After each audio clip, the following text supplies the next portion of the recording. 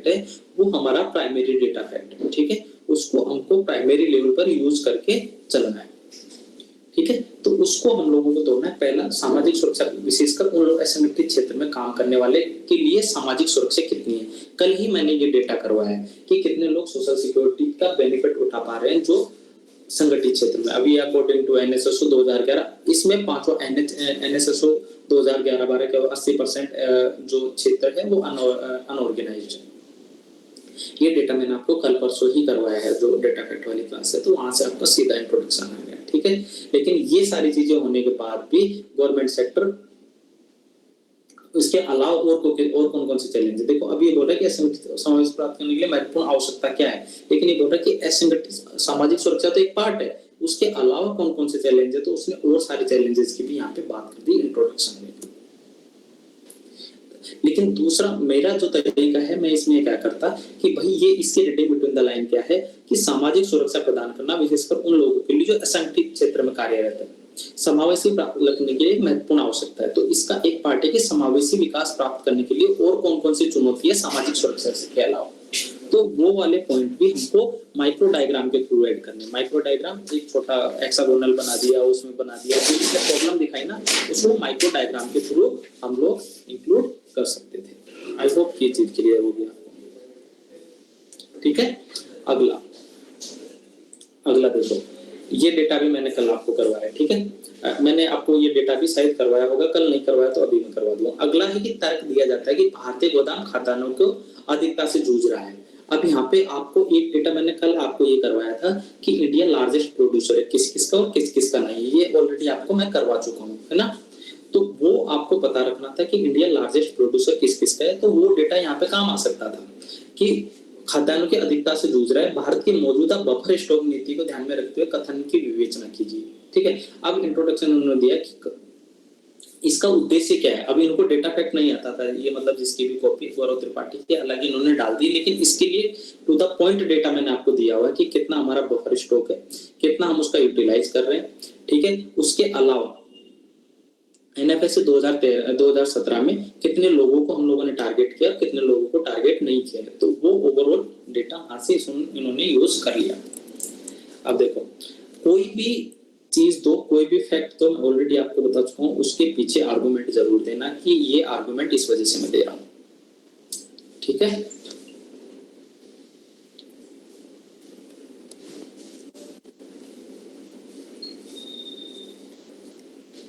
एक मिनट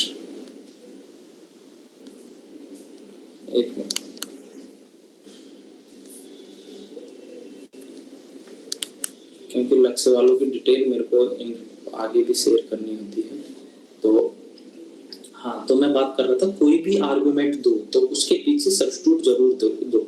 जैसे कि अगर मैं बात करूं ये वाले क्वेश्चन की, इन्होंने बोला कि डिफेंस एरिया में हमारा प्रोडक्ट है उसमें लो प्रोग्रेस है, तो उसका इन्होंने आर्गुमेंट दिया कि ईरान जैसे इजराइल का आयरन डोम हम लोगों ने खरीदा, थर्ड यूएसए का है, एज पर 100 रशिया का है, लेकिन इंडिया के पास ऐसा लार्जर डिफेंस प्रोडक्ट ऐसा हमारे पास कोई है ही नहीं। तो ये अपने आप में एक आर्गुमेंट हो गया, ठीक है। तो जहां पे भी दो, अब देखो इन्होंने बोला कि minimum government maximum governance budget 2021, इन्होंने अपना डेटा फैक्ट यहाँ पे फैक्ट के थ्रू दे दिया कि बजट 2021। आपको अगर मान लो आप कंक्लूजन में कई बार कमेटी को यूज करते हो कि भाई मधुकर गुप्ता कमेटी ने बॉर्डर सिक्योरिटी के लिए ये प्रोविजन दिए हैं, लेकिन आप ऐसे मत बोलिए कंक्लूजन में कि मधुकर गुप्ता कमेटी ये बोल के गई है कि बॉर्डर सिक्योरिटी में सुधार करो, ये तो कॉमन सेंस वाली बात हो गई। आप वहां पे बोलो कि आईसीबीएमएस जैसे सुधारों की ध्यान में रखते हुए मधुकर गुप्ता कमेटी ने बॉर्डर एरिया मैनेजमेंट में इंटीग्रेटेड चेक पोस्ट के बीच की जो दूरी है उसको कम करने का सुझाव दिया है, या इंटीग्रेटेड चेक पोस्ट के मध्य की दूरी को कम किया जाए और कोष्टक में लिखो मधुकर गुप्ता कमेटी। तुम कमेटी को नीचे कोट करके भी लिख सकते हो जैसे उन्होंने बजट 2021 लिखा है ना वैसे, ताकि आपका आर्गुमेंट एक तरीके से फुल प्रूफ बन सके, ठीक है। अगर मैं बात कर रहा हूँ keep approach looking broader picture, ये इसको मैं बोलता हूँ माइक्रो डायग्राम, ठीक है।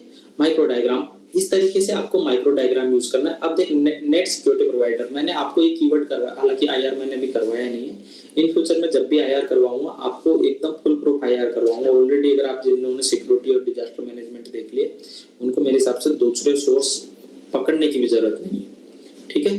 तो यहाँ पे मैं बता रहा हूँ, अभी मैं बात कर रहा हूँ इसकी कि भाई अगर आप आईआर में बात कर रहे हो तो इस तरीके के कीवर्ड यूज करो आप, ठीक है।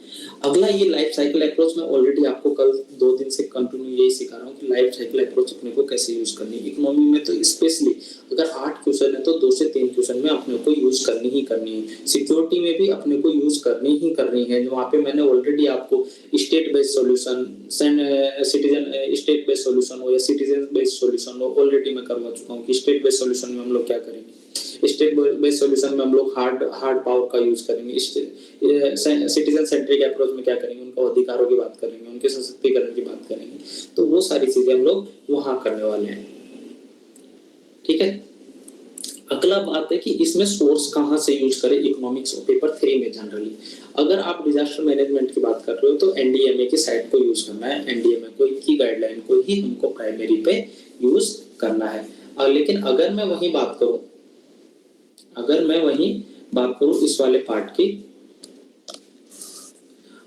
पार्ट की कि भाई इकोनॉमिक्स और इकोनॉमी में कहाँ है। नीति आयोग के स्ट्रेटजी डॉक्यूमेंट, वहां का एक कोर वो रहेगा। आर्थिक सर्वे 2021-22, 22-23, बजट या कोई कमेटी है या कोई इंडेक्स है। अभी मैं ना आपको एक एक्रोनिम शोर करवाऊंगा अभी 2 मिनट, जैसे ही ये स्लाइड पूरा होगा मैं आपको असली कार्ड वाला एक्रोनिम सबसे पहले करवाऊंगा, ठीक है, ताकि आपको एक चीज समझ में आ जाए कि किस किस चीज को आपको कोटेशन में यूज करना है, ठीक है। अगला देखो, ये डेटा मैंने आपको कल ही करवाया है कि भाई कंसिडरिंग द, ये बोल रहा है कि 2030 तक हम 42% जनसंख्या हमारी शहरी हो जाएगी, अर्बन बेस हमारी जनसंख्या हो जाएगी। तो ये डेटा मैंने आपको कल ही करवाया है कि भाई 2030 तक 42% है, अभी हमारी 31% जनसंख्या शहरों में निवास कर रही है, ठीक है। तो ऐसे ही डेटा आपने को यूज करना है, लेकिन उसमें देना है अकॉर्डिंग टू इकोनॉमिक सर्वे या अकॉर्डिंग टू बजट। ये ग्लोबल जो अर्बनाइजेशन प्रोस्पेक्टस, ठीक है। अब देखो इकोनॉमिक सर्वे पॉइंट आउट, इन्होंने सीधा सीधा कोट किया है उसको, दिख रहा है आपको इस क्वेश्चन में। अगला देखो, तो अपने को जहां पे भी अपने यूज करना है डेटा फैक्ट का, कोशिश करना कि उसका सोर्स अपन एटलीस्ट उसको दे सके। जैसे देखो पीएम कृषि सिंचाई योजना, इन्होंने इसको कोड को लास्ट में भी डाल सकते हो। अगर आपको गवर्नमेंट स्कीम में कोई प्रोविजन है तो उसको भी आप बाद में यूटिलाइज कर सकते हो।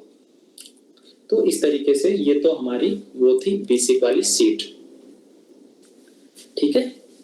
अब मैं आगे बढ़ूं, अब मैं बात कर रहा हूं, स्क्रीन शेयर कर रहा हूं यहाँ पे, ठीक है। कुछ एक चीजें मैं आपको यहाँ से करवाने वाला हूं ताकि अच्छे से चीजें समझ सकें आप।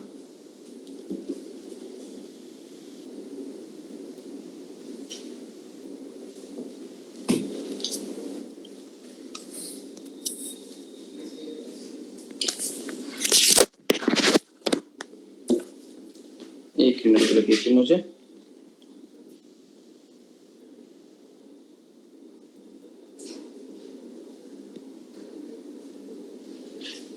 पहले सिक्योरिटी के कुछ एक इंपॉर्टेंट टॉपिक आप लगा लो जो आपको मेरे को मार्क करवाने हैं। और मैंने ऑलरेडी आपको कुछ एक सब्जेक्ट के इंपॉर्टेंट टॉपिक करवा चुका हूं। आई होप कि आपको उनके बारे में पता होगा।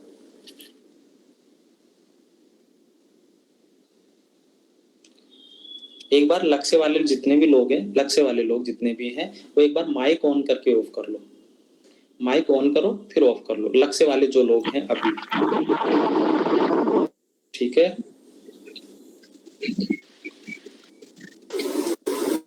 सचिन जी सर, ठीक है, ठीक है।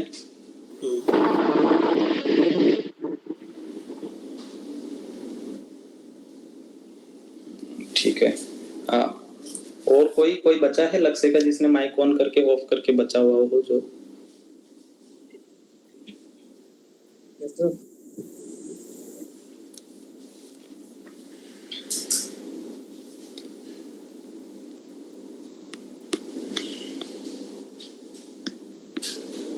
एक मिनट यार, ये भी बड़ी समस्या है।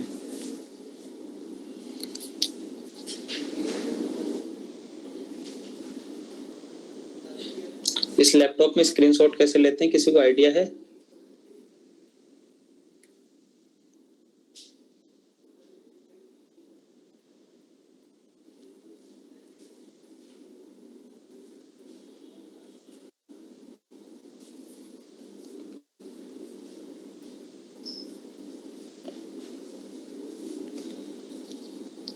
किसी को आइडिया नहीं है, कोई नहीं, मैं ही कर लेता हूँ। आरती वर्मा को पता है। हाँ वेद प्रकाश बताओ यार कैसे स्क्रीनशॉट लेना है। एक स्क्रीनशॉट लेना है मेरे को।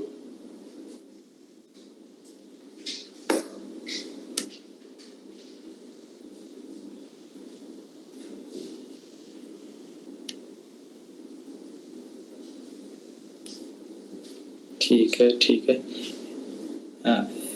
स्क्रीन आ रही है मेरी, मैं एक बार इसको कर देता हूँ। इसी में मैं कर रहा था, तो पहले कुछ एक एक्रोनिम्स कर लो यार, बाद में मैं करवा दूंगा आपको।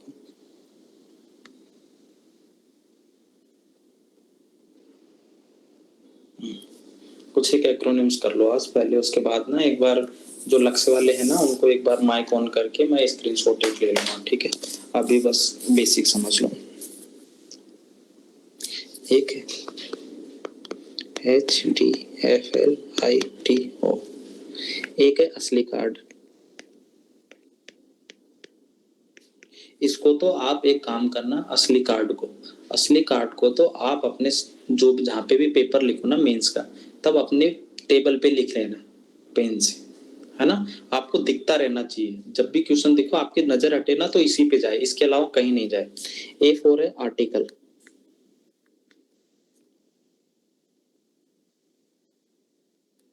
S4 है शेड्यूल,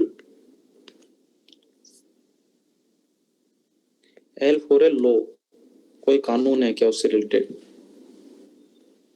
I4 है कोई इंडेक्स है क्या उससे रिलेटेड। C4 है कोई कमेटी है क्या उससे रिलेटेड। A4 second ARC।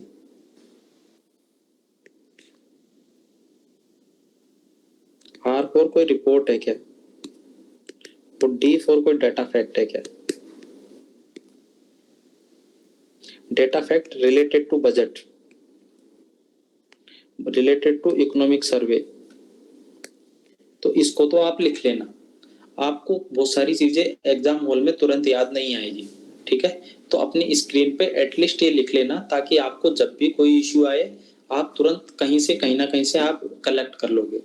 जैसे आपको मान लो एनजीओ पे आंसर लिखना है, तो आपको आर्टिकल मान लो नहीं है, शेड्यूल कोई नहीं है, लो कोई है क्या, हाँ भाई FCRA है। उसके बाद इंडेक्स, कोई इंडेक्स है क्या, कोई नहीं है। कोई कमेटी है क्या, हाँ भाई है। नीति आयोग का कोई प्रोग्राम है क्या, हाँ है, एनजीओ दर्पण पोर्टल, ठीक है। सेकेंड ARC की कोई रिपोर्ट है क्या, हाँ भाई है, 9th रिपोर्ट ने बोला है, नागरिक केंद्रीय शासन। तो देखो ऐसे ना आपका दिमाग ना फ्रेम करने लग जाएगा, और उससे क्या है, आपको जो वैल्यू एडिशन, कंक्लूजन और इंट्रोडक्शन में जो इश्यू आता है ना वो खत्म हो जाएगा। असली कार्ड समझ में आ गया। पेपर 2 और पेपर 3 का की एस्पेक्ट है, इसके अलावा कुछ नहीं चलेगा पेपर 3 में, 2 और 3 में, ठीक है। अगला मैं HDFL ITO का पूरा एक बार एक एक को फिर से समझ लो, है ना, पूरा मैं थोड़ा डिटेल में करवाऊंगा इसको, है ना आज। H4 ह्यूमन रिसोर्स, ऑलरेडी मैं बता चुका हूँ कि इंडिया की जो लेबर फोर्स है, लेबर फोर्स पार्टिसिपेशन है, उसका ओनली कितने % लोग योग्य है, 52%, जबकि कितने % लोग स्किल्ड है, 6% स्किल्ड। वो डेटा मैं आज ग्राफ के थ्रू करवा दूंगा, ठीक है। अगला है डिमांड, मांग। दूसरा लिखो डाइवर्सिफिकेशन, विविधता। अगला लिखो डेवलपमेंट। अगला लिखो डेमोग्राफी। डेमोग्राफी डिजास्टर भी हो सकता है, डेमोग्राफी डिमांड भी हो सकता है, डिविडेंड भी हो सकता है। अगला है फंड, फंक्शन और फंक्शनरीज। फंड, फंक्शन, फंक्शनरीज पता है ना। यूपीएससी ने ये डायरेक्ट क्वेश्चन पूछा है, जबकि सेकंड ARC का direct to the point hit point है, पंचायती राज वाले टॉपिक का, वहां से सीधा उठा के डाला है। हालांकि मैं सेकंड ARC करवाऊंगा नेक्स्ट वाले सेशन में अप्रोक्स, है ना। अगला है लॉ, कानून, लैंड। अगला लेबर, ऑलरेडी ह्यूमन रिसोर्स में आ जाएगा, लेकिन L से लॉ, लैंड, लेबर तीनों लिख लो।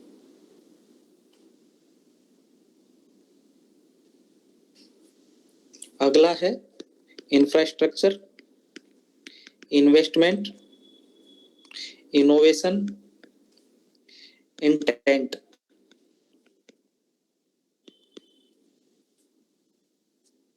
ये है टेक्नोलॉजिकल और ये है अदर।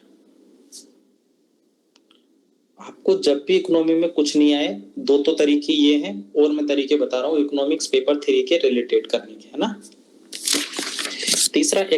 तीसरा जो डायग्राम जो था, रीगिफ्ट, रेगुलेटरी रिलेटेड प्रॉब्लम। ये चलेगा कहाँ पे, इंफ्रा पे, इंफ्रा की प्रॉब्लम में, ठीक है। चैलेंजेस, रेगुलेटरी, पर्यावरण, एनवायरमेंट, ज्योग्राफी, भूगोल, भूगर्भिक स्थिति, इन्वेस्टमेंट, इंफ्रा, ठीक है, फंड, फंक्शन, फंक्शनरीज, और टी से टेक्नोलॉजिकल। ये किस में काम आता है, जनरली इंफ्रास्ट्रक्चर के जितने भी चैलेंजेस हैं, जितने भी सॉल्यूशन है, इसके बाहर कहीं नहीं जाएगा कुछ भी।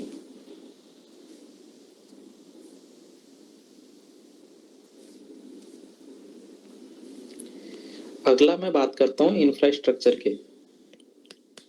इंफ्रास्ट्रक्चर के कौन से पार्ट की, इंपोर्टेंस की। इसमें काम चलता है CEAR।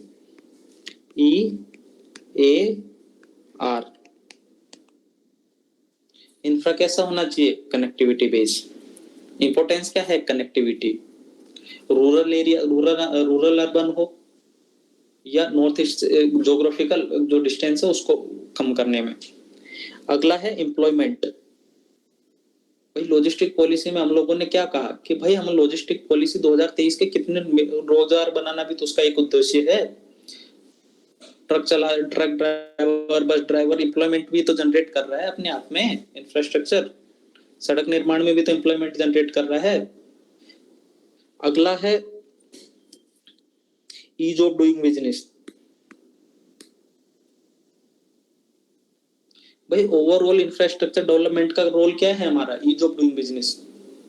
और उसी से हम लोग क्या कर पाएंगे, जैसे लॉजिस्टिक कॉस्ट कम हो पाएगी, हमारा डेवलपमेंट तीव्र गति से बढ़ेगा।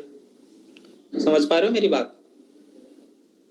अगला है एक्सेसिबिलिटी।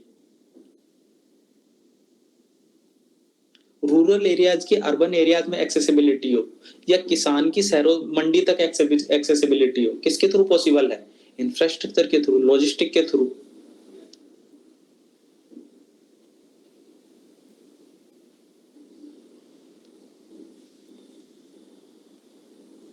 अगला है rural urban connectivity, connecting line.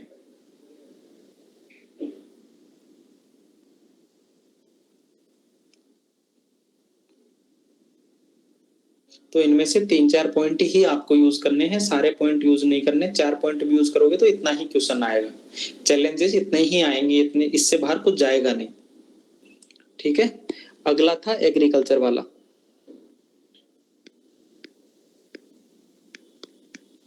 Agriculture का एक डायग्राम में कल बनवा चुका था ऑलरेडी।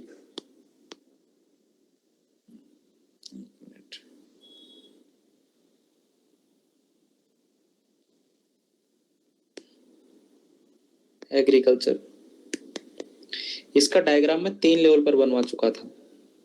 फसल बोने के दौरान, पूर्व और पश्चात। जब भी आपको कोई चैलेंज की बात करनी हो, जब भी आपको चुनौती की बात करनी हो, इससे बाहर आपका कुछ भी नहीं जाएगा।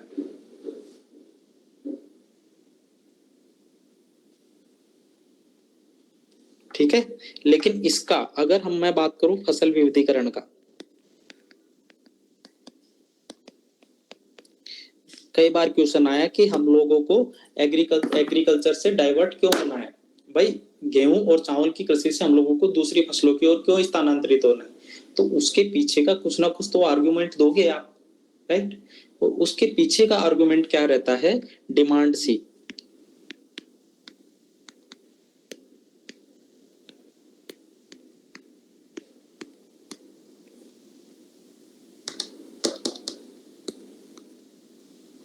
अब मैं बता रहा हूँ इनकी फुल फॉर्म, कि अगर मैं बात करूं कि हमको गेहूं चावल से दालों की ओर क्यों जाना है, हमको गेहूं चावल से मोटा अनाज क्यों उगाना है, मोटे अनाज पर हमको क्यों एम्फेसाइज करना है, तो उस वहां पे एक्रोनिम्स लगेगा, दिमाग में लगाना डिमांड सी, कि भाई हमको डिमांड है इनकी इस चीज की। अब देखो D4 क्या है, डाइवर्सिफिकेशन ऑफ एग्रीकल्चर, विविधीकरण के लिए।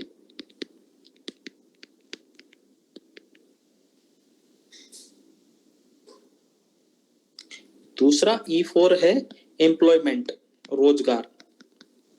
हमने देखा, कल ही देखा था कि एग्रीकल्चर में बागवानी ओनली 15% भूमि पर है, लेकिन इनकम कितनी है, 34% तक उसकी इनकम है।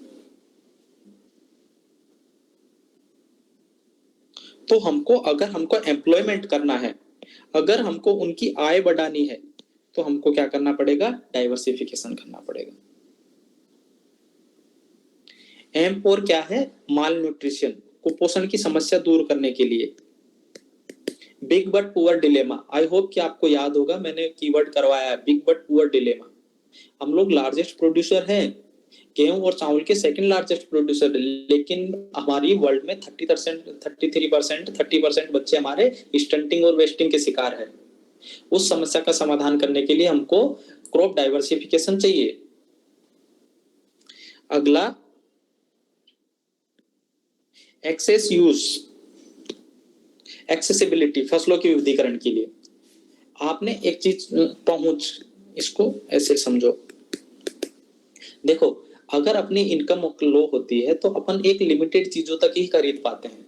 जैसे जैसे अपनी आय बढ़ती जाती है, वैसे वैसे अपनी फसलों की जो डिमांड है वो बढ़ती जाती है। देखो जैसे अपनी आय इनकम बढ़ गई, तो हम मीट और दूध जैसी वस्तुओं पर हम लोग ज्यादा निर्भर होते हैं। अगर हमारी इनकम कम है, तो हम लोग चावल और अनाज पर निर्भर है। जैसे हमारी इनकम बढ़ती है, हम दलहन,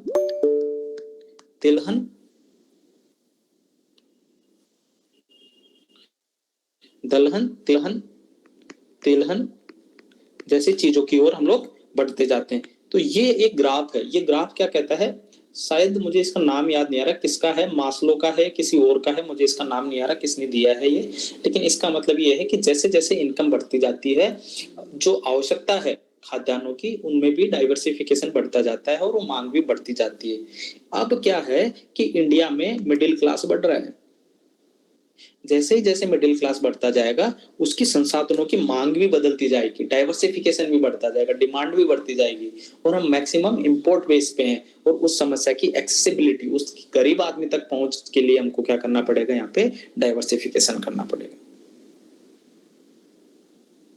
अगला न्यूट्रिशन, ऑलरेडी पोषण की समस्या हम लोग बात कर चुके कि देखो मोटे अनाज, लो ग्लाइसेमिक इंडेक्स, बागवानी कृषि, रिच एंटीऑक्सीडेंट फाइबर वाली, ठीक है। तो वहां पे थोड़ी सी साइंटिफिक टर्मिनोलॉजी को यूज करना, ताकि आपकी इस समस्या का समाधान हो सके। अगला है कौन सा, डिमांड, मांग की आपूर्ति, ठीक है। और अगला है क्लाइमेट चेंज, जलवायु परिवर्तन। भाई जलवायु परिवर्तन के लिए चाहिए कि नहीं चाहिए, हमको चाहिए भाई ये।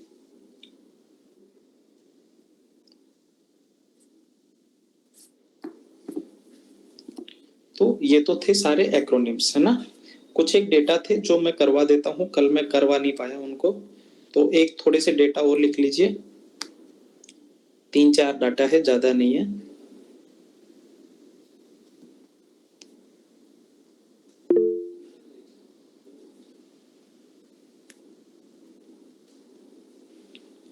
है ना, डेटा लिखवाता जा रहा हूं मैं, उसको नोट डाउन करते जाना। अगर मैं बात करूं R&D, रिसर्च एंड डेवलपमेंट की, तो जीडीपी का इंडिया कितना एक्सपेंडिचर करता है, ये ग्राफ है, ठीक है। ये है इजराइल,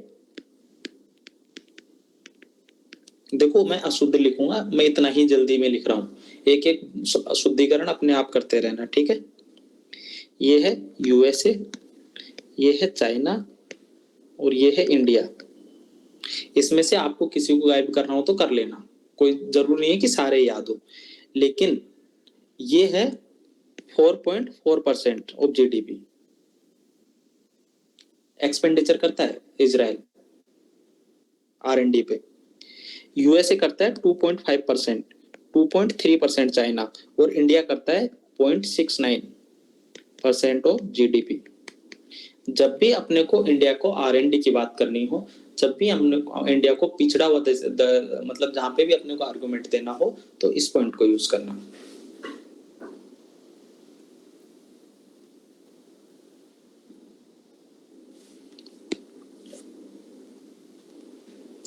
इंडिया 4th सबसे बड़ा लार्जेस्ट इन्वेस्टर है R&D में।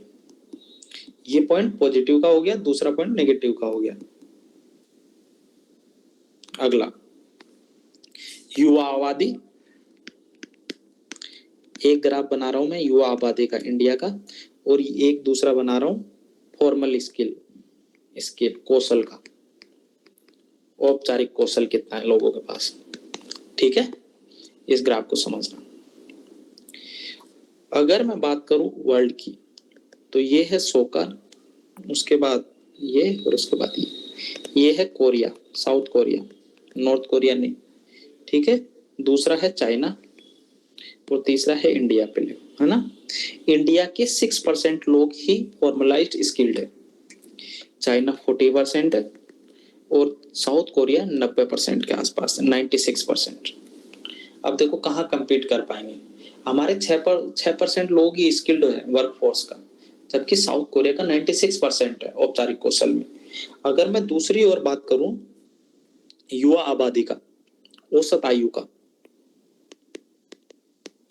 औसत आयु युवा आबादी की, तो ये है ग्राफ। फिर से देखो, ये ग्राफ यूज करके आना, क्योंकि ये आपके मैक्सिमम जगह भी खाएंगे और आपका प्रेजेंटेशन भी सुधार देंगे। ठीक है, जहां पे भी लगे तो इस तरीके का बॉक्स बना के यहाँ पे लगा देना। ठीक है, सबसे है जापान, औसत आयु इसकी है 47 वर्ष औसत आयु। उसके बाद है 40 वर्ष यूएसए की, और फिर आता है इंडिया 29 ईयर।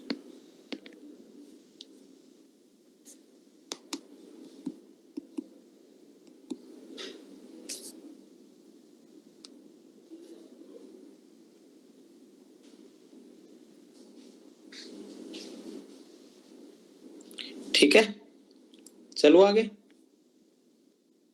एक था लास्ट डेटा है फूड प्रोसेसिंग का, उसके बाद डेटा तो नहीं रहेगा। एक पहले लिख लो टैक्स टू जीडीपी।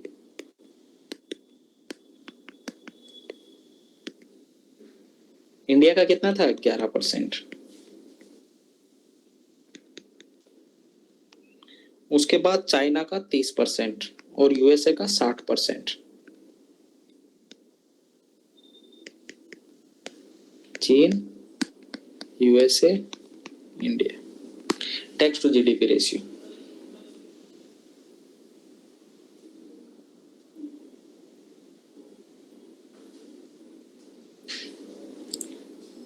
सॉरी, ये पूरा डेटा गलत है, पूरा डेटा गलत है, ये कुछ और था,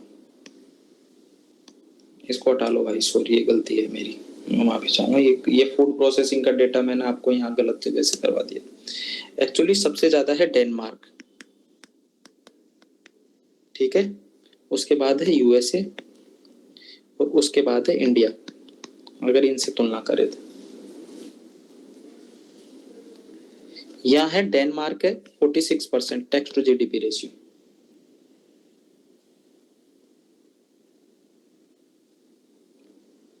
यूएसए है 25% टैक्स टू जीडीपी रेशियो, और इंडिया कितना है? 11%। ये डेटा एकदम परफेक्ट है। ठीक है, उसके लिए माफी चाहूंगा। एक लास्ट डेटा और बचा है, ये वाला। इसमें है फूड प्रोसेसिंग। फूड प्रोसेसिंग के डेटा अगर मैं बात करूं, 9% ऑफ जीवीए एग्रीकल्चर का किससे आता है? हमारा फूड प्रोसेसिंग से। 20 लाख लोग इसमें कार्यरत हैं, 20 लाख लोगों को एम्प्लॉयमेंट देता है। 10% इसका ग्रोथ रेट है, और 10% हम लोग एक्सपोर्ट करते हैं ग्लोबल का फूड प्रोसेसिंग।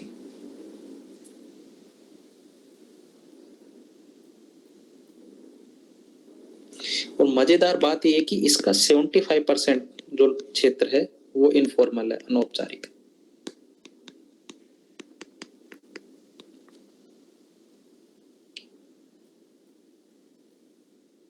ठीक है, इतना डेटा ठीक है। कुछ एक डेटा और, अब मैं बात कर रहा हूं, एक सारणी बनाओ खाद्यान्न, ठीक है। दूसरी है उत्पादन में इंडिया का स्थान।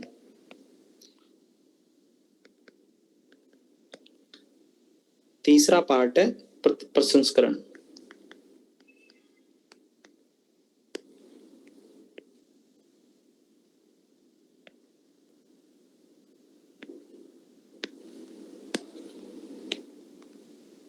ठीक है, फूड प्रोसेसिंग कहा जाता है तो क्वेश्चन। अब बात करते हैं दूध की। दूध, उसके बाद मरीन प्रोडक्ट, और तीसरा फल सब्जियां। उत्पादन में स्थान कौन सा है? दूध में हमारा फर्स्ट, वर्ल्ड का 22% है अप्रोक्स। लेकिन फूड प्रोसेसिंग कितना होता है? ओनली 35% का।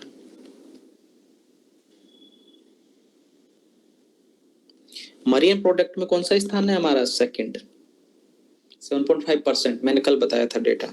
लेकिन 23% का ही हम लोग प्रोसेसिंग कर पाते हैं। अगला है फल सब्जियां। फल और सब्जियों में क्रम से फर्स्ट और सेकंड स्थान है हमारा, लेकिन ओनली 2.2% को ही हम लोग फूड प्रोसेसिंग कर पाते हैं। और माना जाता है कि 18% हमारा जो उत्पादन होता है फल और सब्जियों का, वो खराब हो जाता है। तो डेटा फैक्ट इतना ही था, खत्म। इसके अलावा कुछ डेटा नहीं बचा है आपका। मोर देन इतना डेटा है कि आपके पास, इससे आदमी 3 बार मेंस निकाल ले, एक बार नहीं, अगर इसको यूटिलाइज कर लिया तो। अब मैंने एक्रोनिम्स करा दिए हैं। एक बार जो लक्ष्य वाले हैं ना, एक बार माइक ऑन करके ऑफ कर लो, ताकि मैं आपका एक स्क्रीन मतलब फोटो ले सकूं। आदित्य, आपको नहीं करना है, आप मेरे वाले बैच में नहीं है, जो मेरे वाले बैच में है। सचिन, और कोई? ठीक है सचिन, आप बंद कर लो। आलोक, ठीक है आलोक। दो लोग ही बचे क्या? सिद्धार्थ, दीपा, दीपा, ठीक है। सिद्धार्थ, सचिन, दीपा, दीपा।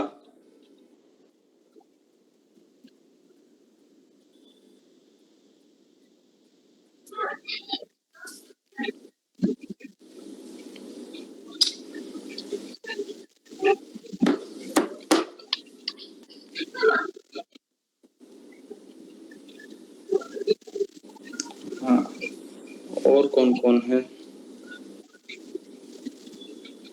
और कोई है लक्ष्य वाला जो मेरे को असाइन हुआ है और उसने वो नहीं कर रखा?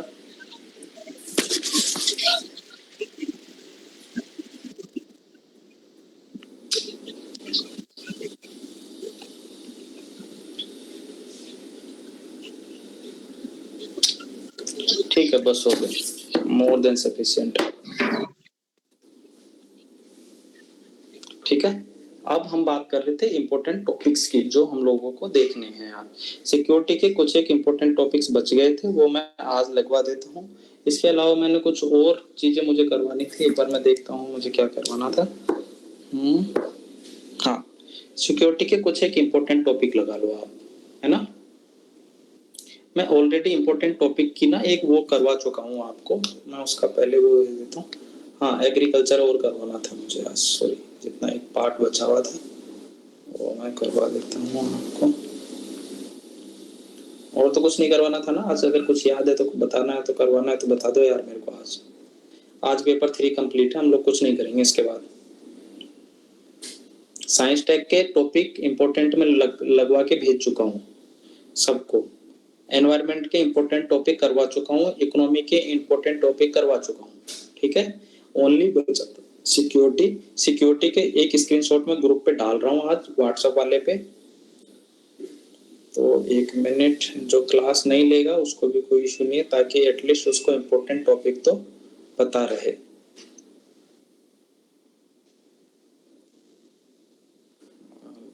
स्क्रीनशॉट का, ठीक है, 1 मिनट।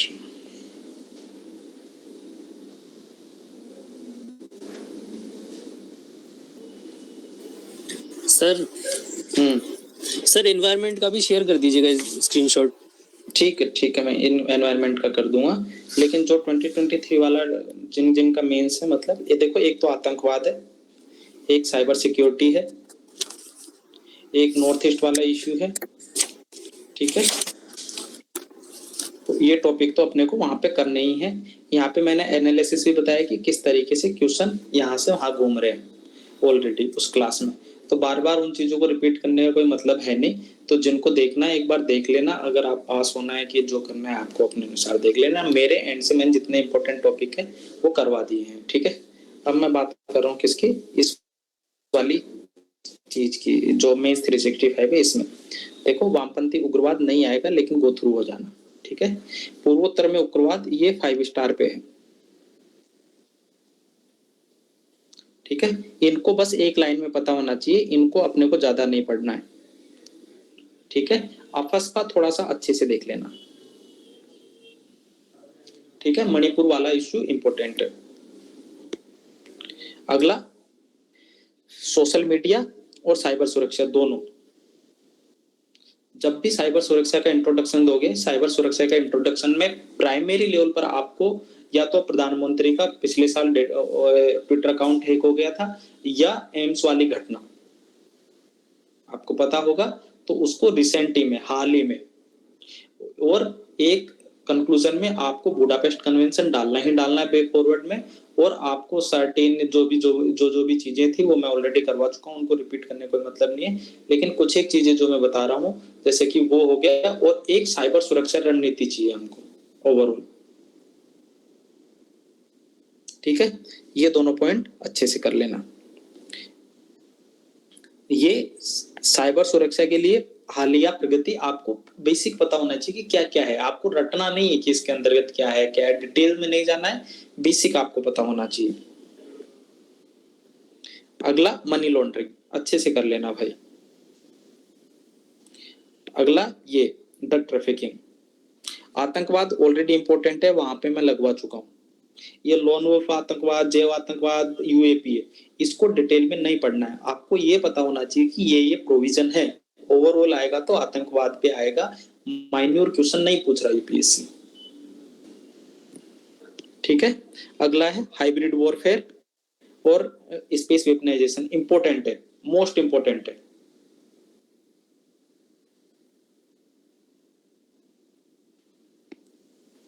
अगला है मेरीटाइम सिक्योरिटी, इंपॉर्टेंट है। इन सारी चीजों को आप एज ए फोटो पॉइंट की तरह पढ़ना, लेकिन जो मेन पेज है ना उसको अच्छे से बाकी को फोटो पॉइंट की तरह कि भाई मैं इन इंफॉर्मेशन को कैसे यूज करनी है ले दे के। ये सारी मेंस 365 में सिंगल ऐसी चीज नहीं, पूरी मेंस 365 में सिंगल ऐसी चीज नहीं मिलेगी जो मैंने नहीं करवाई उन 2-3 क्लासों में। ये मैं आपकी संतुष्टि के लिए बोल रहा हूँ कि जिनको संतुष्टि चाहिए वो संतुष्टि ले लेना यहाँ आके, इससे गो थ्रू होगी, ठीक है। अगला है टेक्नोलॉजी एंड बॉर्डर मैनेजमेंट। ये पूरा का पूरा डिफेंस मॉडर्नाइजेशन, पूरा का पूरा एक पॉइंट बनता है डिफेंस मॉडर्नाइजेशन का, जो ऑलरेडी मैं करवा चुका हूं पूरा का पूरा। कुछ एक नए फैक्ट या की पॉइंट मिले उनको यहां से निकाल लेना भाई। अगला ये न्यूक्लियर डिसआर्मामेंट, थोड़ा सा इंपॉर्टेंट टॉपिक है, इससे गो थ्रू हो जाना। अगला डिफेंस एक्सपोर्ट, ये मैं ऑलरेडी करवा चुका हूँ, लेकिन एक बार गो थ्रू हो जाना, अगर कोई नया पॉइंट मिले तो वहां ऐड ऑन कर लेना। बाकी मैं सब करवा चुका हूँ वहां पे, पूरी की पूरी मेंस 365 में वहां करवा चुका हूँ। कैसे यूटिलाइज करनी ऑलरेडी करवा चुका हूँ। अगला जलवायु परिवर्तन और सुरक्षा, बस इतनी ही सिक्योरिटी है, बाकी खत्म हो गया,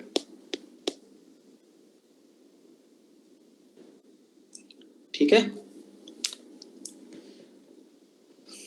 तो अब मुझे क्या करवाना है, सिक्योरिटी डिजास्टर साइंस टेक को मैं अभी नहीं करवा रहा, उसको किसी दिन पेपर 2 या पेपर 1 के साथ जब मैं ज्योग्राफी का सेक्शन लूंगा वहां पे एनवायरनमेंट साइंस टेक के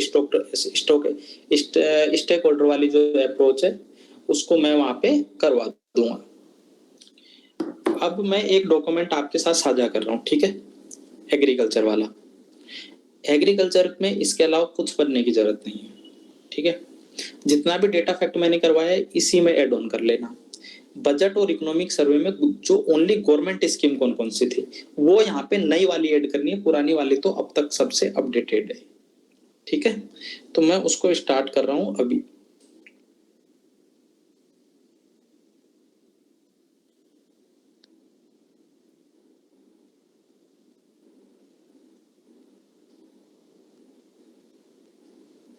एक मिनट लगेगा मुझे।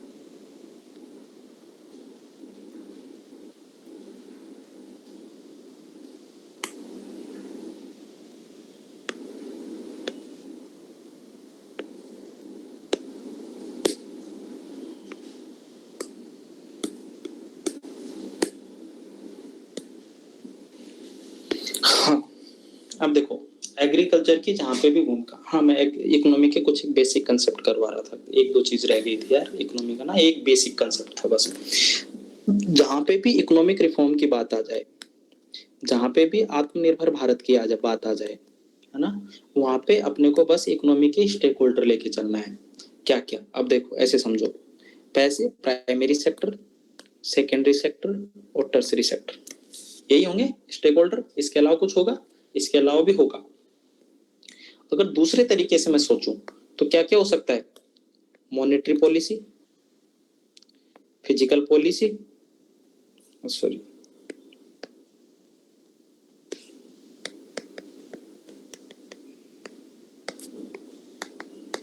और तीसरा क्या हो सकता है? BOP, balance of payment. भाई तीन ही सेक्टर बनते हैं, या तो ये तीन बनेंगे जहां पे हम सुधार कर सकते हैं, या फिर प्राइमरी सेकेंडरी टर्सरी सेक्टर बनेंगे। कभी भी आपको कोई भी क्वेश्चन नहीं आए एग्जाम हॉल में, बस आराम से शांति से सोचना, या तो उसके स्टेक होल्डर होंगे कि कौन कौन से उसमें भागीदार हैं, या फिर HDFLITO होगा।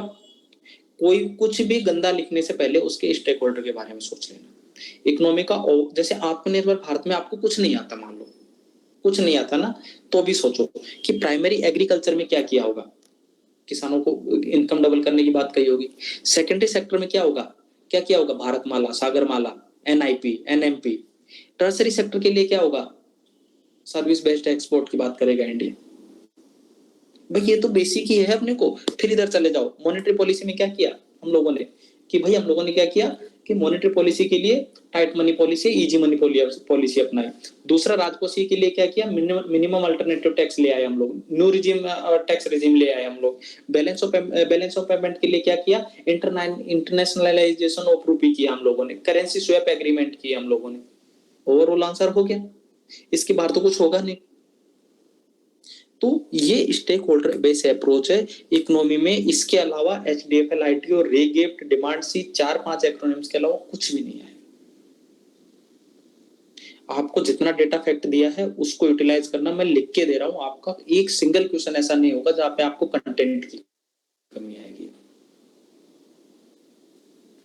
अगला मैं बात कर रहा हूं इकोनॉमिक्स की, इकोनॉमिक्स के सेकंड पार्ट जिसमें 4 क्वेश्चन एग्रीकल्चर के आएंगे। बजट और इकोनॉमिक सर्वे के समरी एक बार देख जाना, बजट तो स्पेसिफिक रूप से देख जाना, क्योंकि वहां से एक क्वेश्चन आने के चांस रहते हैं। अगर आपका रिवीजन नहीं हो रहा तो मेरे को बता देना, मैं शॉर्ट में बैलेंस ऑफ पेमेंट, बजट की समरी करवा दूंगा लास्ट में। जिनका नहीं हो रहा है बस वो बताना, क्योंकि लास्ट में मैं इन सारी क्लासों के बाद में ही लूंगा वो क्लास, पहले नहीं लूंगा अभी, क्योंकि अभी बाकी लोगों की। इसके बाद हम लोग पेपर 2 शुरू करेंगे। पेपर 4 का एक केस स्टडी वाला पार्ट है, उसको मैं बाद में करूंगा, पेपर 2 के बाद में। ठीक है, केस स्टडी तब तक आप करते रहो, क्योंकि बेसिक में करवा चुका हूँ पेपर 4 का। अब मैं बात कर रहा हूँ, एक दिन में लक्ष्य वालों की EC की क्लास लूंगा भाई जल्दी। ठीक है, उसमें जिन पूरा एक तरीके से समराइज जितना भी ऐसे है पूरा एक बार में समरी करके करवा दूंगा मैं। जिन लोगों ने छोड़ दी है क्लास, जो लोग क्लोज क्लास में नहीं थे पहले, वो भी आ सकते हैं, और जिनको जरूरत नहीं है बिल्कुल आने की जरूरत नहीं है। ठीक है। अगला मैं बात कर रहा हूँ एग्रीकल्चर की इकोनॉमी में इंपॉर्टेंस क्या है। देखो जैसे हम लोगों ने यहाँ पे देखा ना स्टेक होल्डर बेस्ड अप्रोच, वैसे ही हम लोग यहाँ पे देख रहे हैं कि भाई रूरल अर्बन एरियाज में, फूड सिक्योरिटी में और इंक्लूसिव डेवलपमेंट।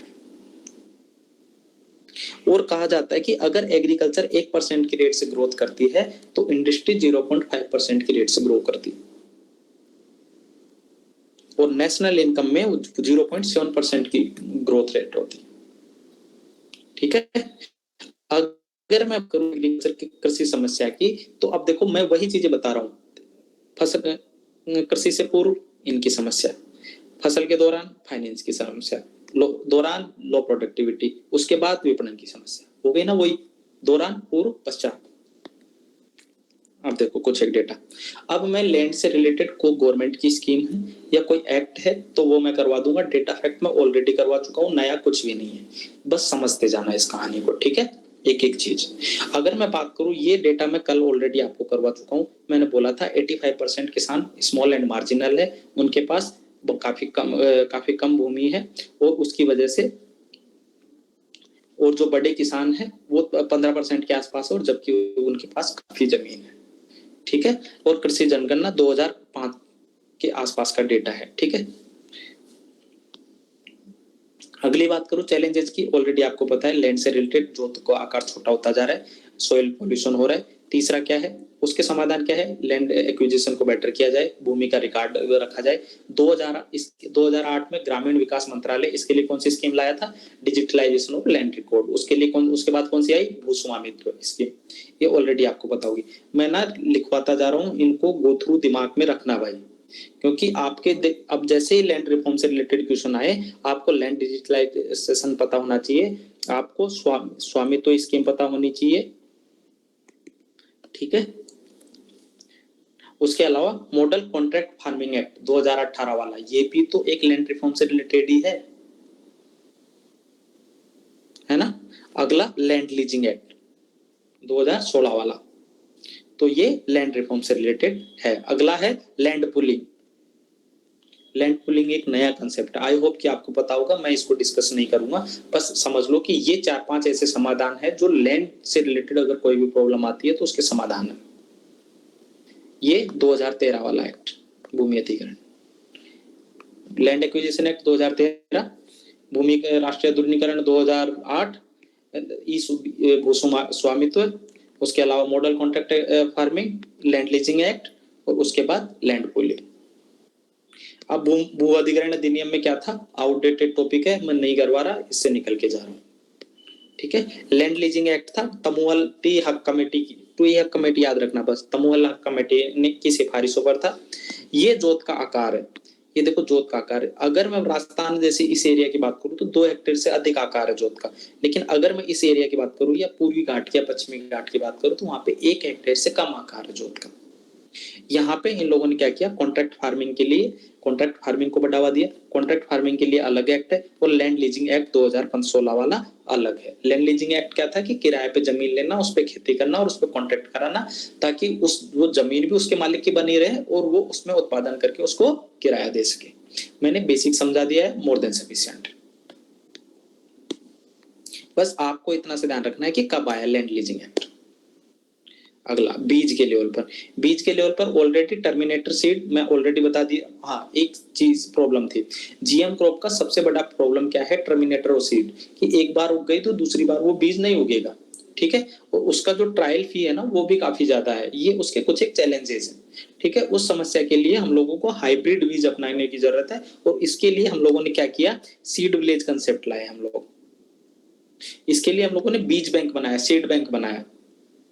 उसके बाद हम लोगों ने किया बायो फोर्टिफिकेशन किया, हाइब्रिड सीड बनाया और जलवायु अनुकूलन क्लाइमेट जो एडेप्टिव फसलों का हम लोगों ने बढ़ावा दिया।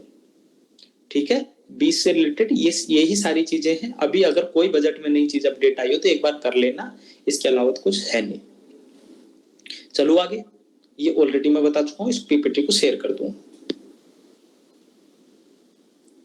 अगला मैं बात कर रहा था सिंचाई की। ठीक है। पर हेक्टर प्रोडक्टिविटी में ऑलरेडी आपको बता चुका हूं। ठीक है, कि भाई net water virtual water exporter मैं आपको बता चुका हूँ। 60% सिंचाई चावल गन्ने में यूज होती है, और जो 2050 तक हम वाटर स्ट्रेस में आ जाएंगे, ये कीवर्ड भी मैं यूज कर चुका हूँ। सिंचाई कैसे कैसे होती है ये भी मैं यूज कर चुका हूँ। तो यहाँ पे कुछ भी ऐसा नहीं है जो नया बताऊं। यहाँ पे बताने के लिए है कि पीएम कृषि सिंचाई योजना ये काम की चीज है। जब भी आप सिंचाई की बात करो 3 लेवल पर सिंचाई करनी है, पर drop more crop, Modi ji का बात, हर खेत को पानी, और water set development. Water set पूरे एरिया के लिए डेवलपमेंट करेंगे, ये हो गया वाटर सेट। उसके बाद हर खेत को पानी, हर खेत में पानी हो गया। उसके बाद पर drop more crop, micro irrigation. ठीक है, आई होप कि आपको ये क्लियर होगा स्कीम। अगला है उर्वरक। ये यूज ऑलरेडी मैं आपको बता चुका हूँ, 6:4:1 हम लोग अभी यूज कर रहे हैं। इसके लिए सेंट्रल सेक्टर स्कीम है, सेकंड लार्जेस्ट इंडिया इंपोर्टर है। अब इंडिया नेफ्था सबसे ज्यादा आयात करता है। हालांकि इसके लिए हम काफी प्रयास कर रहे हैं सेल्फ सफिशिएंसी के लिए। कुछ एक प्रोग्राम है, पोषक आधारित सब्सिडी, एक सब्सिडी है। ये किस किस के यूज का जाती है? पी और के, इन दोनों के लिए। ठीक है, उर्वरक मंत्रालय इसको पैसा देता है। अगला है सोइल हेल्थ कार्ड, आपको मैं ऑलरेडी समझा चुका हूँ, इसमें कुछ भी नया नहीं है। नीम कोटेड यूरिया नया है। डीबीटी उर्वरक के लिए ये भी नया कंसेप्ट है। और इसके अलावा नैनो यूरिया, यहाँ पे एक और एड ऑन कर देना, नैनो यूरिया। और वे फॉरवर्ड में क्या लिखोगे? सिटी कंपोस्ट योजना। भाई अर्बन एरियाज में जितना भी कंपोस्ट है ना, उसको हम लोग अगर मेन्योर में बदल दे तो वो एक उर्वरक का बेटर माध्यम हो सकता है। यूरिया नीति 2015 में नहीं आई। मैकेनाइजेशन से रिलेटेड हैप्पी सीडर मशीन हो या कृषि उन्नति योजना, ऑलरेडी मैं आपको बता चुका हूँ। इंडिया का मैकेनाइजेशन कितना % वर्क है, ऑलरेडी मैं आपको करवा चुका हूँ कि भाई 45% के आसपास है, जबकि ब्राजील और यूएस में इतना % है। ये ऑलरेडी मैं करवा चुका हूँ, कुछ नया नहीं है। सिंचाई के लिए ये यूजलेस है मैकेनाइजेशन से रिलेटेड। अब हम लोगों को क्या कर रहे हैं कि पहले हम लोग लेबर इंटेंसिव एग्रीकल्चर करते थे, अब हमको किधर जाना है? टेक्नोलॉजी इंटेंसिव एग्रीकल्चर या फिर कैपिटल इंटेंसिव एग्रीकल्चर की ओर। इसके चैलेंजेस क्या है? वही सारी चीजें, HDFLITO ही इसका चैलेंज है, उसके अलावा कुछ भी नहीं होगा। देखो फाइनेंस का इश्यू HDFLITO में आ गया। विशिष्ट उपकरणों का अभाव, जोग्राफिकल, HDFLITO में जोग्राफिकल एक कंडीशंस रहेगी, भाई इंफ्रास्ट्रक्चर कैसे रहेगा? एरिया के अनुसार, और एरिया के अनुसार अलग अलग चीजों की मांग होगी। जहां पे ब्लैक सोइल होगी वहां पे हल मजबूत चाहिए होगा ना भाई, और जहां पे भुरभुरी मिट्टी होगी वहां पे तो अलग चाहिए होगा।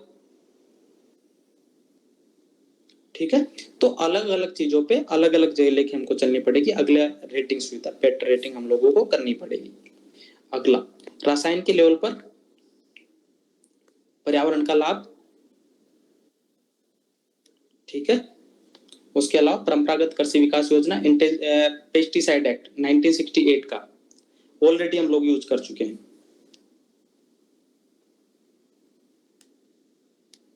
ठीक है, अगला जीरो बजट नेचुरल फार्मिंग, ये किसके लिए है? पीड़कनाशी, जैविक एग्रीकल्चर के लिए। ये सारी चीजें ऑलरेडी हम लोग कर चुके हैं। ऋण के लिए कि भाई ऑलरेडी 10,281 आत्महत्या 2019 में हुई थी। 22% बीपीएल किसान है, ये ऑलरेडी हम लोग डेटा कर चुके हैं। 95% किसान आयकर सीमा नहीं दे रहे हैं। ठीक है, आयकर सीमा में नहीं है, और औसत इनकम उनकी मैं ऑलरेडी बता चुका हूं। ठीक है, इसके लिए क्या क्या है? KCC, self help group, PSL, interest subvention scheme.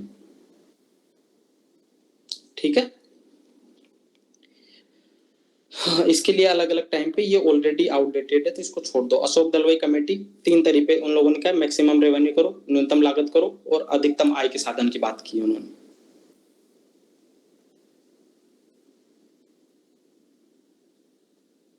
एक मिनट,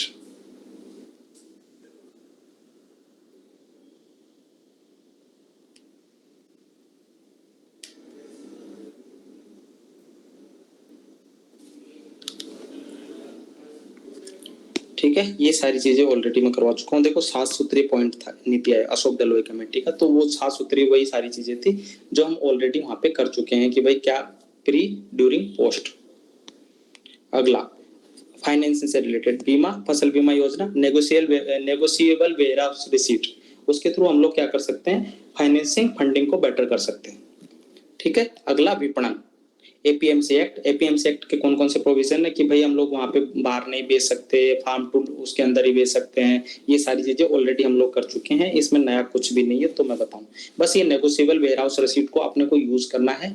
कहाँ पे यूज करना है? जहाँ पे हम लोगों को दिखाना हो कि हम लोग इनकम डबलिंग कैसे कर सकते हैं, जो लोन की समस्या है उसको कैसे कर सकते हैं। भाई किसान कब बेचे अपनी फसल को? जब भाव अच्छा हो, और वो भाव अच्छा हो तभी बेचे ना भाई। अगर भाव अच्छा नहीं है तो उसको वेयर हाउस में डाल दे और उसकी रिसीट ले ले और उसके बदले में उसको बेचते रहे, यूज करते रहे। ठीक है, ई नेम के थ्रू उसका विपणन भी कर सकता है। कुछ एक योजना परंपरागत कृषि विकास योजना, ये सारी चीजें हम लोगों को यूज करनी है। कहाँ पे? हम उसके बाद की अगर बात करें विपणन में, ई नेम आपको पता होगा कि स्मॉल फार्मर एग्री कंसोर्टियम ने इसको लागू किया था। 580 प्लस एपीएमसी इसमें जुड़ी हुई है। ठीक है, ई रकम राष्ट्रीय किसान एग्री मंडी। ठीक है, इसके अलावा क्या था? एनएसटीसी मतलब एनएसटीसी जो कंपनी थी उसने सेंट्रल वेयर हाउस कमीशन के साथ उन लोगों ने ई रकम करके एक प्रोजेक्ट बनाया। ग्राम्स आपको पता होगा कि ग्रामीण एरिया में, जहाँ पे भी आपको रूरल बेस्ड डेवलपमेंट की बात करो तो ग्रामीण एरिया में अगर हम लोगों को डेवलपमेंट की बात करनी है तो ग्राम्स की यूज करेंगे, GRAMS। ग्राम्स क्या था कि रूरल एरियाज में जो मंडी नहीं होती ना, वहां पे मंडी के लिए एक वैकल्पिक समाधान था। ठीक है, उसके अलावा कृषि निर्यात नीति 2018 की, इसको आपको पता ही होगा कि भाई हम लोगों ने एग्रीकल्चर 19% निर्यात का टारगेट लिखा है। हम लोग जैविक कृषि में कितने % ग्रोथ लाए हैं। वाणिज्य मंत्रालय के अंतर्गत इसको बढ़ावा देने की बात की है। चैलेंज क्या है? वही HDFL ITO है, इसके अलावा कुछ भी नहीं है। बस इसमें कुछ 2-4 एग्रीकल्चर से रिलेटेड और जोड़ देना। लो प्रोडक्टिविटी हो गया, स्टेक होल्डर पे चले जाना कि भाई इसमें क्या इशू, इसमें क्या इशू, इसमें क्या इशू। ठीक है, एपीएमसी से बाहर ई नेम से जुड़ाव करने की बात कही गई। ठीक है, अगला विपणन पे एमएसपी वाला है और सीएसीपी वाला है कि सीएसीपी तय करता है एमएसपी 22+23 फसलें हैं, नाबार्ड इसको वो करता है। क्या किया जाए खुले बाजार में? अगर मान लो एमएसपी पे नहीं खरीदा जाए तो भावांतर भुगतान योजना, वो एक समाधान हो सकता है। वे फॉरवर्ड की ओर वहां पे जाना है अपने को। ठीक है, स्वामीनाथन कमेटी की सिफारिशों के अनुसार कौन सा वो लागू किया जाना चाहिए, ऑलरेडी आपको पता होगा, तो इसमें मेरे को नया बताने को कुछ है नहीं। एमएसपी, इसमें पीडीएस का डेवलपमेंट इस कोने पे दिया हुआ है। आई होप कि आपको पता होगा कि 66% लोगों को पीडीएस रहता है, 75% रूरल, 50% जो है वो कौन से हैं? अर्बन। ठीक है, केंद्र सरकार सीआईपी तय करती है, राज्य से एफसीआई तक लोगों को पहुंच बनाती है। टारगेट पीडीएस हो गया, उसके बाद ईपीओएस के बारे में सुना होगा ना, वो इलेक्ट्रॉनिक वाला। ठीक है, आंध्र प्रदेश का मॉडल।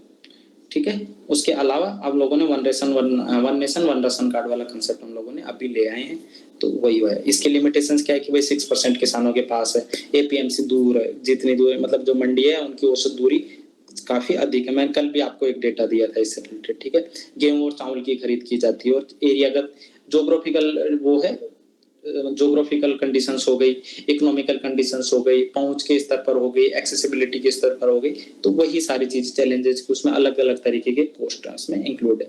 किसान मानधन योजना ओनली आपको यूज करनी है जहाँ पे भी आपको फैक्ट यूज करना हो, बाकी सारी चीजें यूज नहीं आएगी। पीएम आशा स्कीम आपको ये कहाँ पे काम आएगी? जब भी आपको एग्रीकल्चर में वे फॉरवर्ड दिखाना हो। ठीक है, तो वहां पे ये काम आएगी कि पीएम किसान और पीएम आशा जैसी स्कीम्स को बढ़ावा दिया जाए, ताकि भावांतर भुगतान योजना या मूल्य समर्थन योजना या प्राइस डेफिशिएंसी पेमेंट स्कीम है, इनको बढ़ावा दिया जाए ताकि एमएसपी पे डिपेंडेंसी हमारी कम हो सके। ठीक है, ये बेसिक चीजें थी, इसके अलावा कुछ नहीं था। और कॉन्ट्रैक्ट फार्मिंग, ये क्वेश्चन आउटडेटेड है, अब नहीं आएगा, बस समझ लो कि कॉन्ट्रैक्ट फार्मिंग हमारी एग्रीकल्चर इनकम को बढ़ावा दे सकता है। ठीक है, फूड प्रोसेसिंग से रिलेटेड डेटा मैं ऑलरेडी करवा चुका हूं, तो इसमें कुछ भी ऐसा नया नहीं है। पीएम किसान संपदा योजना, बस ध्यान रखना कि फूड प्रोसेसिंग के हम लोगों ने वो बनाए। तो इसके अलावा विपणन के लिए मैं ऑलरेडी आपको ये करवा चुका हूं, तो इसमें कुछ भी नया नहीं है जो मुझे करवाना हो। पशुधन, एक बार पशुधन से रिलेटेड एक बार कुछ एक गवर्नमेंट स्कीम देख लो कि आर्टिकल 48 हमारा इसके लिए प्रोविजन करता है। जीडीपी का 4% हम लोग यहाँ पे वो करते हैं। ठीक है, एक तिहाई किसान जो इनकम की जो 1/3 ऑफ इनकम है वो कहाँ से आती है? इनके थ्रू आती है। ठीक है, पशुधन गणना। इसके अलावा कैटल, गोट, बफेलो, सीप, ठीक है, ये इसके वो साधन है। इसके अलावा पशुधन प्रोग्राम कौन कौन से? ई पशुधन 8, इसके तहत जो देसी नस्ल की स्वदेशी नस्ल की गायें हैं उनको ऑनलाइन बेचने के लिए। राष्ट्रीय गोकुल मिशन पिछले साल काफी न्यूज में था, जो स्थानीय लेवल की जो स्वदेशी ब्रीड है उसको बढ़ावा देने के लिए ये स्कीम, इसके लिए इन लोगों ने राष्ट्रीय कामधेनु आयोग भी बनाया था, ठीक है। और इनकी समस्या के लिए खुर पका, मुंह पका हो गया, या पशु संजीवनी हो गया, या फिर ये मैं बात करूँ टीकाकरण हो गया, ठीक है। Research and lab to land वाला जो कंसेप्ट हो गया वो यहाँ पे यूज आ जाएगा, ठीक है। तो ये सारी चीजें हम लोग ऑलरेडी पढ़ चुके हैं या कहीं ना कहीं आपने पढ़ा होगा, बस इसको यूटिलाइज करना है इनको एग्जाम। ये फिशरीज का ऑलरेडी मैं डेटा कलेक्ट करा चुका हूँ, तो इसमें कुछ भी नहीं है। तो इकोनॉमी का बेसिक मैक्सिमम जितनी चीजें थी मैंने करवा दी है। ये इंपॉर्टेंट टॉपिक थे, मैंने यहाँ पे भी आपको डिक्टेट करवा दिए हैं, सिक्योरिटी से रिलेटेड हो या चाहे किसी और भी सब्जेक्ट से रिलेटेड, सारे मैंने अप्रोक्स आपको करवा दिए हैं, ठीक है। तो पेपर 3 में मान के चल रहा हूँ कि कंप्लीट है। बस एक चीज और सुन लो, पेपर कैसे अटेम्प्ट करोगे पेपर 3 का, जो सबसे इम्पोर्टेंट पेपर 3, मैं बार बार इसको नहीं बताऊंगा, तो नोट डाउन कर लेना। आप जाते ही सिक्योरिटी पे टारगेट करना, 9, 10, 19, 20, कोशिश करना 20 से 25 मिनट में इस चारों क्वेश्चंस को हटा दो, क्योंकि आपको ऑलरेडी डायग्राम वहां पे मिल चुके हैं, कीवर्ड वहां पे मिल चुके हैं, कुछ भी ऐसा नया नहीं है जो आपको करना है, ठीक है। एक चीज ये हो गई। दूसरी चीज आपको, एक मिनट में दूसरा ही पेज ले लेता हूँ। हाँ, पहला टारगेट कितना है, 9, 10, 19, 20, इसको टेस्ट सीरीज में अप्लाई कर लेना। अप्रोक्स 20 से 25 मिनट देना मैक्सिमम, इससे ज्यादा मत देना, क्योंकि ऑलरेडी डेटा फैक्ट कंटेंट आपके पास कुछ भी नहीं है जो आपको अलग से ऐड ऑन करना हो। कंक्लूजन में 3-4 जैसे हमारे नेशनल सिक्योरिटी एडवाइजर रहे हैं 2-4, राष्ट्रीय सुरक्षा सलाहकार जैसे अजीत डोभाल जी है, उनका कोई स्टेटमेंट है, पहले MK नारायण जी थे, उनका कोई स्टेटमेंट है, या भारत के विदेश मंत्री है, उनका कोई स्टेटमेंट है, तो उसको कोट करने की कोशिश करना कंक्लूजन में।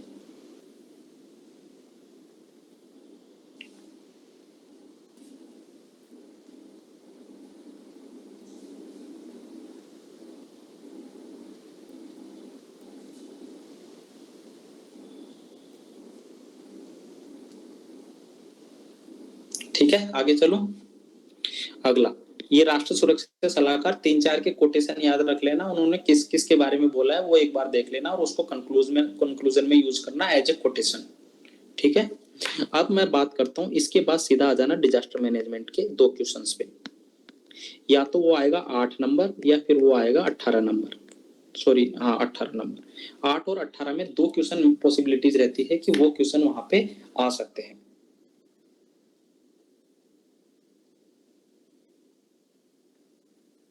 एक मिनट,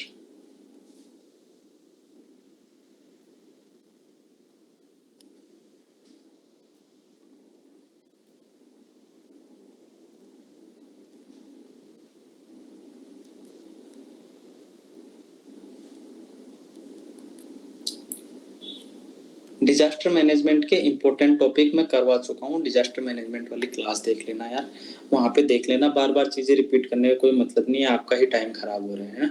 अभी ये सीख लो, उसके बाद 10 मिनट 2 की स्पीड में जाके वहां देख लेना, मैंने एक एक चीज करवा दी है वहां पे, कौन सा इंपॉर्टेंट है कौन सा नहीं है, ठीक है। डिजास्टर मैनेजमेंट हो गया, उसके बाद एक से इसमें अप्रोक्स 15 मिनट दोगे आप, क्योंकि यहाँ पे डायग्राम आपका बनेगा।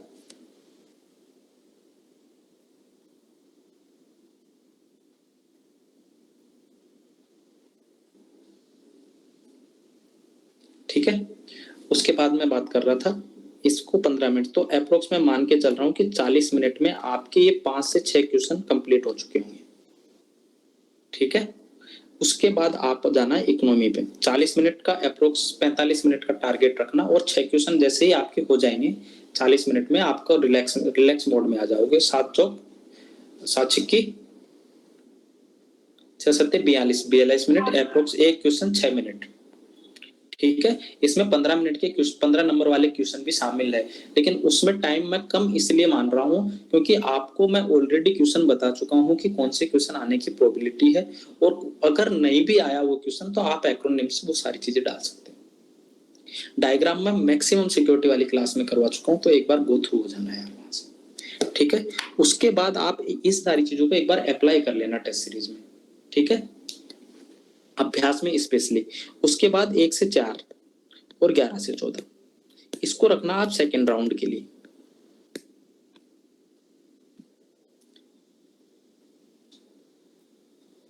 ये हो गए आपके 8 क्वेश्चन एक तरीके से, ठीक है। इन 8 क्वेश्चंस को कितनी देर लगनी चाहिए आपको अप्रोक्स, क्योंकि यहाँ पे फ्लो चार्ट भी बनेंगे, डायग्राम भी बनेंगे, तो इस चीज को अपने को टाइम देना पड़ेगा।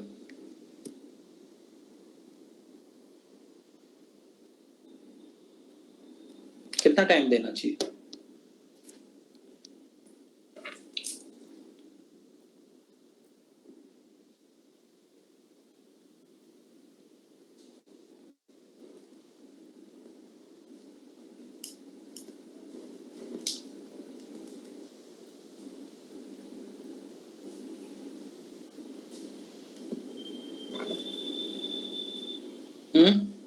बताओ भाई, कोई तो बताओ। एक्चुअली इसको आप देना 70 से 75 मिनट, ये हो गए 40 से 45 मिनट। ले दे के मैं मैक्सिमम पे मान के चल रहा हूँ कि 45 और 75 कितने हो गए, 80 और 120 मिनट। आपके 2 घंटे यहाँ पे खत्म हो चुके होंगे एकदम इजी पार्ट में। ये आपका ऑलरेडी प्रेडिक्टेबल होगा और आपके आंखों के सामने से गुजरा हुआ है सारी चीजें। एक तो चीजें नहीं आएंगी, उसके लिए हमेशा तैयार रहना, ठीक है। लेकिन इतना टाइम बाउंड बना के चलना कि मेरे को इस सब्जेक्ट को इतने टाइम में निपटा के चलना है, ठीक है। उसके बाद आपका चौथे राउंड पे आएगा, 1 घंटा बचेगा और आपके क्वेश्चन बचेंगे अप्रोक्स 6।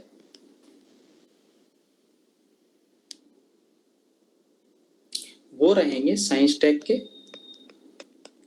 और एनवायरमेंट के। इसमें से एक क्वेश्चन तो आपको नहीं आएगा, 1 से 2 क्वेश्चन ऐसे रहेंगे। इकोनॉमी में भी कोई ऐसा क्वेश्चन रहेगा जो आपको नहीं आएगा, तो उसका इतना लोड नहीं लेना है, ठीक है। पहले 15 नंबर वाले क्वेश्चन करना है इनमें, ठीक है। जो आपके इंपॉर्टेंट टॉपिक लगाए हैं, अगर उनमें से कोई हिट कर रहा है तो पहले प्रायोरिटी पे उसको करना, उसके बाद उन क्वेश्चंस पे जाना जो नहीं आते हैं। पूरे पेपर का रूल यही है कि अप्रोक्स 20 मिनट आप उन क्वेश्चंस को देना जो आपको नहीं आते हैं। 2-3 अगर 2-3 क्वेश्चन है तो 20 मिनट देना मैक्सिमम, 15 मिनट देना मैक्सिमम।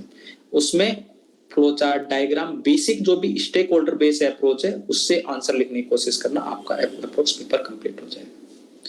तो अगर मैं बात करूं यहाँ पे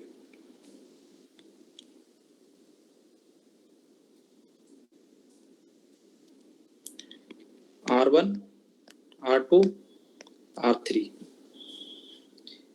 तो ये है टाइम, इसको देते हैं हम 60 मिनट। आप अपने अनुसार इसमें टाइम घटा बटा लेना, ये मेरे अनुसार आइडियल टाइम है, ठीक है। बस मैं पेपर करने के 3 राउंड यही रखना, ठीक है। 60 मिनट, 75 मिनट और 45 मिनट।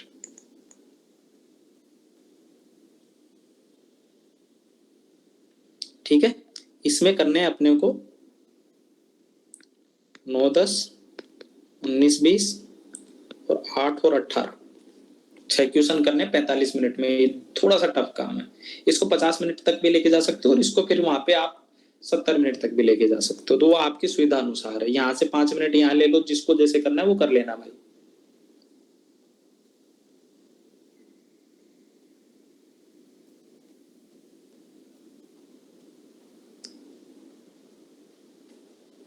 ठीक है, अगर मैं R2 की बात करूं, तो अपने को 1 से 4, 11 से 14, ये तो अपना इजी है, इकोनॉमी वाला सेक्शन है, ऑलरेडी आपने सब कुछ पढ़ा हुआ है। एक काम इसमें ये करना कि एग्रीकल्चर वाले क्वेश्चन एक साथ करना, जैसे कि 2, 3 और 12, 13 या 13, 14 जो भी आए। इसका क्वेश्चन क्रम बदलता रहता है तो मैं नहीं बोल रहा है ना। एग्रीकल्चर वाले एक साथ करना और जो बेसिक इकोनॉमी वाले हैं उनको एक साथ करना। अगर इनमें से कोई क्वेश्चन नहीं आए तो उसको अभी मत करना, उसको छोड़ देना लास्ट के लिए, ठीक है अपने को। और उसके बाद ये जो क्वेश्चन बचेंगे 5, 6, 7, 15, 16, 17, उसको 60 मिनट के आसपास आप दे दें। तो ये तो हो गया टाइम और ये हो गया क्वेश्चन नंबर। इस तरीके से पेपर करोगे, टारगेट बेस लेके चलना, कीवर्ड्स यूज करने की कोशिश करना, डाइवर्सिफिकेशन रखना, आपका मैक्सिमम काम कंप्लीट हो जाएगा इतने से।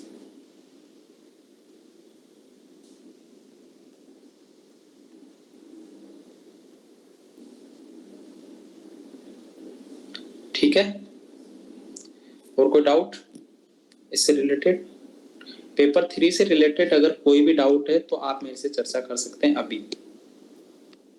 पेपर 3, पेपर कैसे अटेम्प्ट करना है, इंट्रोडक्शन कैसे रखने हैं, कंक्लूजन कैसे रखने हैं, ऑलरेडी मैं सब कुछ बता चुका हूँ इस पेपर में। इकोनॉमी में इकोनॉमिक सर्वे, बजट को प्रायोरिटी पे रखना है, जहाँ पे चैलेंज पूछ ले वहाँ पे वे फॉरवर्ड डालना ही डालना है। प्रायोरिटी पॉइंट वाइज फॉर्म में रखनी है। कमेटी सेकंड एआरसी हो गई, बजट हो गया, सर्वे हो गया, इनके पॉइंट यूज करने ही करने हैं। इंडेक्स जो असली कार्ड है उसको तो अपने को यूज करना ही है यहाँ पे। कंक्लूजन में पॉजिटिव, इंट्रोडक्शन और कंक्लूजन में हमेशा ध्यान रखना कि 10% ऑफ कीवर्ड उसको ही यूज करना है। 10% ऑफ टोटल वर्ड लिमिट को ही इंट्रोडक्शन कंक्लूजन में यूज करना है। अगर आपकी वर्ड लिमिट ज्यादा हो रही है इंट्रोडक्शन में तो माइक्रो डायग्राम यूज कर लेना, जैसे कि ये हो गया, ये हो गया, इसके 4 पॉइंट बना दिए, ये हो गया। माइक्रो डायग्राम यूज करने की कोशिश करना अगर जहां पे भी आपको लगता है कि मेरी वर्ड लिमिट इंट्रोडक्शन की ज्यादा हो रही है, ठीक है। अप्रोक्स 10 से 15%। अगर 10 नंबर का क्वेश्चन है तो 3 लाइन का इंट्रोडक्शन, और 15 नंबर का क्वेश्चन है तो 4 लाइन का इंट्रोडक्शन, 4.5 लाइन का इंट्रोडक्शन। इससे ज्यादा बड़ा मत करना, इतना ही बड़ा कंक्लूजन करना, ठीक है। कोशिश करना आइडियली इसी फेज में रहे। कई बार बड़े होंगे, छोटे होंगे, उसकी चिंता नहीं करनी। हम लोग आइडियल फेज लेके चल रहे हैं। हेडिंग जब भी यूज करनी है, क्वेश्चन की हेडिंग्स को यूज करना है। हेडिंग कभी भी अपने मन से नहीं बनानी है, क्वेश्चन की हेडिंग्स को ही यूज करना है। एक दो एग्जांपल बताऊं क्या आपको मैं उसके? देखते हैं कोई कॉपी पड़ी है तो। जैसे ये रवि सियाग की कॉपी है,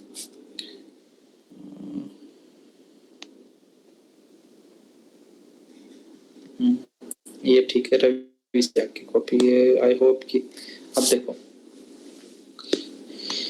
जब भी हेडिंग यूज करो ना, क्वेश्चन की हेडिंग यूज करना। जैसे देखो इसमें, भारतीय संघीय ढांचे के तृतीय स्तर के पर्याप्त रूप से सशक्त बनाना, एक पार्ट।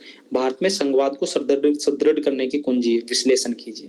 प्लस भी मानना है, माइनस भी मानना है, और कंक्लूजन करना है। इस टाइप के क्वेश्चंस में अगर आप पहले पॉजिटिव बताते हो, बाद में नेगेटिव बताते हो, उसमें तो वे फॉरवर्ड डालना। समझ गए ना कैसे यूज करना है वे फॉरवर्ड? अब बात करो कि भाई इसने इंट्रोडक्शन दे दिया 73 74। अब बस संघीय ढांचे को पर्याप्त रूप से सशक्त बनाना। इसने तृतीय स्तर पर संघवाद, तृतीय स्तर पर संघवाद, इन्होंने इसने भी पूरी एडिंग यूज नहीं की। भारतीय संघीय ढांचे के तृतीय स्तर पर तृतीय, लेकिन इसने देखो यहाँ से पूरी की पूरी तृतीय स्तर सशक्त संघवाद बनाने के बीच में तर्क। फिर उसने दूसरी हेडिंग दी होगी किस प्रकार बनाया जाए, और फिर उसने कंक्लूड कर दिया। हालांकि इसको और बेटर कर सकता था अगर ये चाहता था, लेकिन हेडिंग को पार्ट्स सब पार्ट्स में हेडिंग क्वेश्चन की ही यूज करनी है, ठीक है। आई होप कि आपको क्लियर हुआ होगा। ये तो क्वेश्चन की हेडिंग को ही यूज करना है प्रायोरिटी लेवल पर, उसके अलावा इधर नहीं जाना है। जितने भी पार्ट बन रहे हैं, पार्ट बनाओ, उस पार्ट में आंसर करो, ठीक है। कोई डाउट?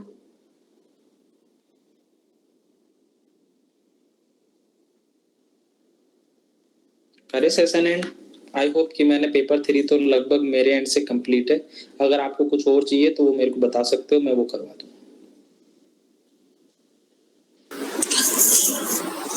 सर आज वाली एग्रीकल्चर की जो पीपीटी थी वो शेयर कर दीजिएगा ग्रुप पे। यार आज वाली इतनी इंपॉर्टेंट नहीं है, कल जितना डेटा पैक था मैं कर दिया। अगर आपको चाहिए तो मैं ये भी दे दूंगा, कोई इशू नहीं। जिसको जो चाहिए पास हो जाओ बस, ठीक सर। ठीक है। और कोई चीज पेपर 3 से रिलेटेड? पेपर 3 मैं मान के चल रहा हूँ आज मेरे एंड से कंप्लीट है। एनवायरमेंट और इकोनॉमी के, एनवायरमेंट और साइंस टेक के, मैं आपको एक दो चीजें और साइंस टेक मैं नेक्स्ट वाले सेशन में कर लूंगा। साइंस टेक में बायोटेक्नोलॉजी अच्छे से पढ़ के चले जाना, उससे क्वेश्चन आ ही रहा है, कंटिन्यूस आ रहा है, ठीक है। साइंस टेक के मैक्सिमम टॉपिक मैं करवा भी चुका हूँ, तो वो टॉपिक तो पढ़ ही जाना। जैसे कि आर्टिफिशियल इंटेलिजेंस हो गया, जनरेटिव एआई हो गया, साल भर न्यूज में रहा, तो इनको तो अच्छे से पढ़ जाना। बाकी गगनयान, चंद्रयान और आर्टेमिसा कोड स्पेसिफिक पढ़ के जाना, ठीक है। और एनवायरनमेंट की चीजें तो मैं वहाँ पे दिखा ही चुका हूँ। अगर फिर भी अगर कोई डाउट है तो आप लोग कॉल कर सकते हो, मिल सकते हो, जैसे आपकी सुविधा। ठीक है, मेरे एंड से सेशन कंप्लीट करता हूँ मैं। अब जिसको जाना है आराम से जा सकते हो।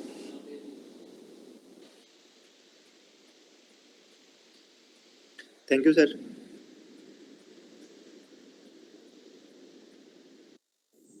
Thank you sir.